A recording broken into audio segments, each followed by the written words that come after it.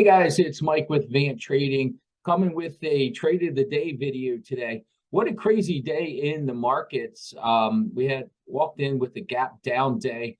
Obviously, gap will supply. When you have a gap down day, you expect to see some covering on the open. Got something a little bit different, but it did offer some good trades. If you didn't perform really well or didn't catch the bounce and you have some FOMO, don't feel bad, because I know a lot of professional traders did not, trade that bounce up at the end of the day, or actually all throughout the day that the market had. I mean, look, that's a low probability setup, and you just can't expect that type of trade to come out of the markets. But we know there was a couple good trade setups in here, and I want to go through two of them, one on the ES and one on Microsoft. So let's take a look at the screen. Let me share the screen here, and we can kind of dig our way into it. If you look here, we're looking at the ES. You can see what we're looking at is the 4-hour chart. And actually, I'm going to switch back into the weekly chart here. We always talk about some of the best setups are upper time frame setups. Tyler talks about it on his trading stream all the time. Doesn't matter what markets you're trading. They do give you the best setup. So I kind of want to show you in here. What I want to highlight is the weekly level that we're kind of looking at on this ES. You can see right here, back in 21, back in April and March of 21, that this weekly level, the ES gave a nice little wedge up into this level, a little flat top wedge where it broke out. And then you can see in here, backside, on the backside of this ES chart, you can see a couple nice wicks where you see some confluence right in here, and you can see right in here, really it's been an important level from a weekly chart standpoint. Now, if we zoom into the 4-hour chart, I want to share that same level, because it's also became a really important level on the 4-hour chart. And so, what we like to say, if you got stackable levels, you got levels from multiple time frames, that makes a trade idea, it makes that level really strong. And the thesis behind that is that it brings together two different traders. Look, you have a lot of professionals, a lot of swing traders that are working off this weekly chart here. So they're a special breed of trader. But on the 4-hour chart, you also have a lot of swing traders and intraday traders that are kind of using those levels. And so now you bring another group of traders to the mix, and that gives it even a more stronger bias. So if you look on the 4-hour chart, you can see here, it really became some nice support in here, became some nice resistance. You got some support, and what's really more important from a recency bias, we had recently broke out of this nice consolidative zone. Well, the first drive out of here was a look above and then drop back into the zone for the retest. So that just goes to show you recently traders were really looking at that level. It was really an important level to kind of focus on as a trader. Again, you can talk about something a year ago, 2 years ago, but just a couple weeks ago, you're looking at this level being an important level. And then you can see here, and again, this is the 4-hour chart. You got a bearish bar coming down, then a bullish engulfing, both of them off of this level. You got, again, 2 4-hour wicks coming into the same area. You got, again, a 4-hour closing here, a 4-hour opening here. So it's definitely an important level. And so here's what happened today to kind of give us a nice little trade in here. And so let's go to the charts. And again, also, I wanted to bring up the 30-minute level, also giving a nice little support at that area, give you a nice little view. And you can see just 2 weeks ago, this was a nice level right in here. You can see it found consolidation on the way down at that area, kind of a stopping ground. Again, closing and opening at the same area. So the 30-minute giving a nice little respect to that level as well. So as we came in trading today, look, interesting setup. And before I get into the trade stuff, let's kind of look at the charts. So coming into the morning, and you can see that 4-hour, by the way, right here. And I'm going to make it a little bit larger so you can kind of keep your focus on that throughout this chart. So if you look in here, we came in the morning with really some consolidation going into the market open. And then once the market opened, we had a nice little dip down. Now, typically gap rules on a gap down, you expect to see some covering on the open. So when you get some weakness off the open right on a gap down, that tells you something. It tells you, okay, well, some traders are thinking we got a little bit further to go. Now, they did find support at the Monday low, which also happened to be the 200 moving average on the SPY.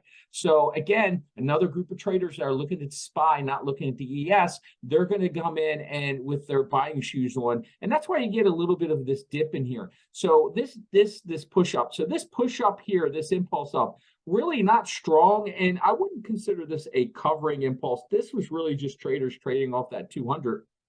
And you guys know we love relationship trades. We love the easy trades. We showed you the IWM 200. We showed you that traders love the 200 on those daily levels. And so we took this trade. It gave a nice little trade up, no downside momentum at all. And again, look where it wicked out right at this 4-hour level. So this is a nice 15-point trade on the ES.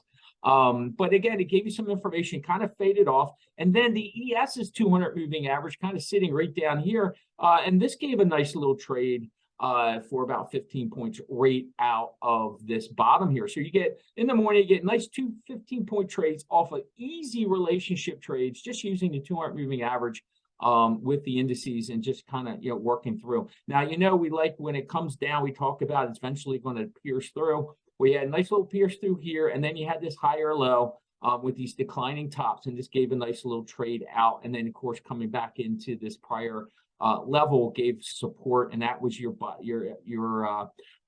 inkling to maybe come in and do a trade. Now, we didn't take this trade, but what's interesting is here's the 4-hour again. So, you got this dip down off of the open. You had a little look above, and then they failed it. And now we're back up into this consolidative zone, and that kind of tells you something, right? You have this zone here, and you get this chop zone, and if this level is going to hold in here, this 339.88, which is an important level, well, you're kind of looking for maybe eventual bust out, and you can see here they pierced it through, brought it back down, and then busted it out. Okay, and then here comes the A+ setup. Okay, that we're really talking about. So they busted out, they run it into Tuesday's low, which is an important level, obviously. And then, because you also, if you look left through the pre-market, you have a lot of consolidation in here. And then they bring it right back to where? The breakout point, which is the 4-hour level. That's your cue to get in. Again, short trade, right? I mean, it's a great trade. What's great about this trade is you got an easy level to trade against. And yeah, you got to worry, what you got to worry about on these levels when you're trying to buy at the bottom, you got to worry about the wicks, right? Are they going to wick it by, or are they just going to pop it down and then bounce it? So you got to be careful, and you got to be willing if you're going to take these trades. They kind of worked out right in here. But, don't forget, you could get an extended look below before they pop it back up, okay? And that's why we always tell our mentors, look, professional traders, sometimes they take 2 entries to get into a position. But what happens a lot with retail traders, they, let's say this is, you're looking to buy the 200, right? And then say you get stopped out here, and then it comes back up. Well, a typical retail trader gets upset. They lost money. They're upset at the market for going and stopping them out. It's a good trade. And then they are not ready for the really, the truly A+ setup where you have the higher low and then they explode it out. Okay, but professional traders, that's the difference. They're not looking with emotion. They're not upset they got stopped out. It's part of the game. So you're not always going to get this easy, clean bounce off of here. Typically, you get some kind of liquidity grab because, what's this? This is grabbing the retail traders that are trying to buy the breakout. This is trying to grab the retail traders before, trying to grab the breakout, and then they're trying to shake them out, right? So it's the same thing up here. And the other thing is you don't want to set your levels, your buy point, okay? If you're setting a buy stop, you don't want to set your levels right at the level. I usually go, 25, 50 cents above it, just in case it doesn't come down, just like in here, exactly to the T. So you got, pretty easy level to trade against. And of course they had this declining tops and, took us right up into the 4,000 level. And the 4,000 level wound up being nice consolidation because, again, it's the 4,000 level. On the way down, it became an issue. that it's a psychological level for the markets. But again, wound up just going up, finding support, going up. And this is a 35 point trade, 40 point trade into the ES. So were we expecting this actually? And did we trade this trade? No, the answer is no. We did not trade this trade because I was actually off the desk doing some other things. But, you know, these are the setups you want, guys. They gave me some really nice setups and, you know, some really good relationship setups here, really good ES setups here. And now, you know, looking at this, a lot of traders, we had some traders on our desk take this backside fade, which they got stopped out for. So that was kind of a nasty little trade. But look, if you didn't catch and, you know, and then didn't expect the market just kind of roar to the upside here, this is a low probability trade. And so you can't change your whole trading system around trying to capture this type of trade, but you got to have an open bias. So maybe you can capture that when it provides such a good setup. And that's the one thing I kind of wanted to talk about with that. Now, the other trade I want to look at is Microsoft. Microsoft reported earnings, and let's kind of expand this chart a little bit, actually. And let me see if I can just, you know, auto zoom and I'll just swing back into this chart. So they reported earnings after the bell yesterday. You know, the earnings weren't that bad. Azure, you had some good new numbers on that. But then at 5:30, the conference call, we had put the link into Discord. And if you listen to the conference call, once the CFO came on to give the guidance, it just completely puked out of here and then completed the bleed overnight into the market open. Now, what you have with Microsoft is a big cap tech, okay? Who is the major players in a big cap tech stock? Well, it's institutions. So institutions, when they see this, okay, part of their thought process is, okay, I can get Microsoft at a discount.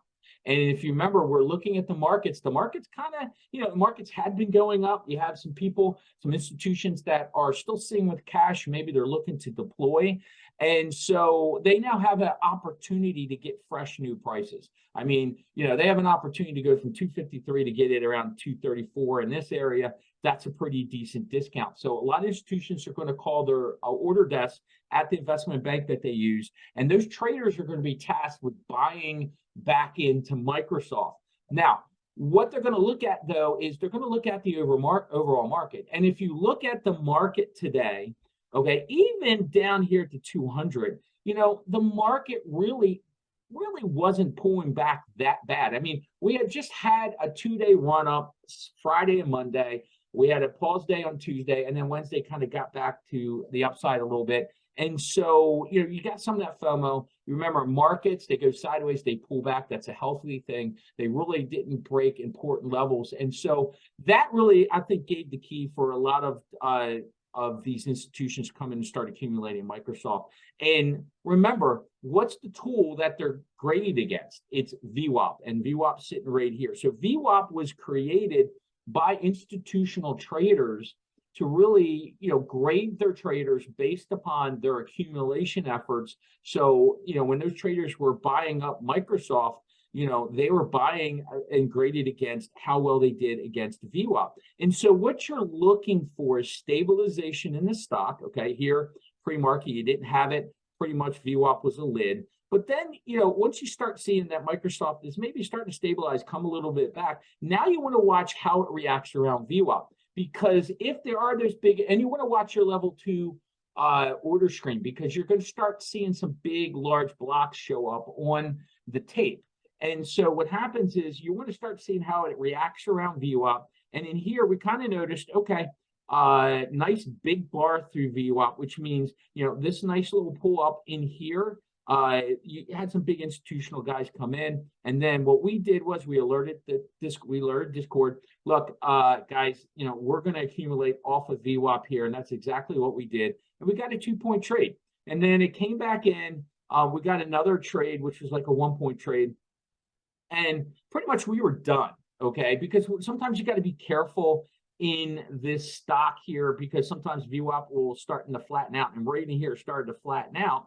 But as it started to uptick again, and you got this nice little higher lows forming, This right in here was your cue to really come in and start accumulating some shares. And what you're looking at here, this is the 15-minute high. This is an important level for Microsoft on the hourly chart. And this is the opening print, which is what you're always gauged again. It's the bull bear line for the day as far as traders are concerned. So we have the opening print. This gave you a nice little burst out of here, and you could have got another 9 points on this trade. So Microsoft offering a lot of clues. You're always looking for institutions. Retail traders, they don't move markets. Institutions move markets, and they leave footprints. And they typically, on a stock like this, they're leaving footprints on Microsoft. So I hope some of this stuff with the relationship trades, some of the level trades, the higher time frame trades,